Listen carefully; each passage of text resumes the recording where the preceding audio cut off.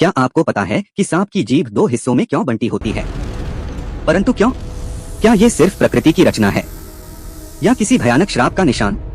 सच जानकर आप हैरान रह जाएंगे। महाभारत के समय की बात है, जब देवताओं, नागों और दिव्य प्राणियों का संसार था। दो बहनें थीं, कद्रु और विंता। एक दिन उन्होंने आकाश में चमकते दिव्य घोड़े उच्छ्रवा को देखा, जो समुद्र मंथन से उत्पन्न हुआ था। विंता ने कहा, यह घोड़ा पूरी तरह सफेद है, लेकिन कद्रु के मन में छल जाग उठा। उसने अपने नाग पुत्रों को आदेश दिया, जाओ, उसकी पूंछ से लिपट जाओ ताकि वह काली दिखे। कुछ नागों ने मना किया, लेकिन डर के कारण मान गए। जैसे ही उन्होंने पूंछ ढक ली, घोड़ा काला दिखाई देने लगा और इस छल से कद्रु जीत गई। विंता हार गई और अपनी ही बहन की दासी बन गई।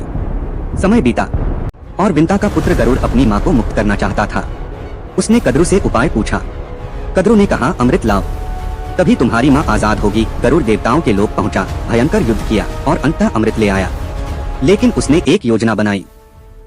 उसने अमृत को कुशा घास पर रखा और नागों से कहा, पहले स्नान कर लो, फिर अमृत पियो। जैसे ही नाग गए, देवताओं के राजा इंद्र अमृत को वापस ले गए।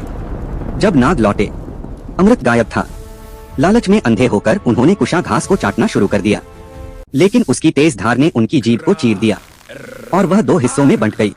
तभी से सांप की जीभ दो भागों में होती है।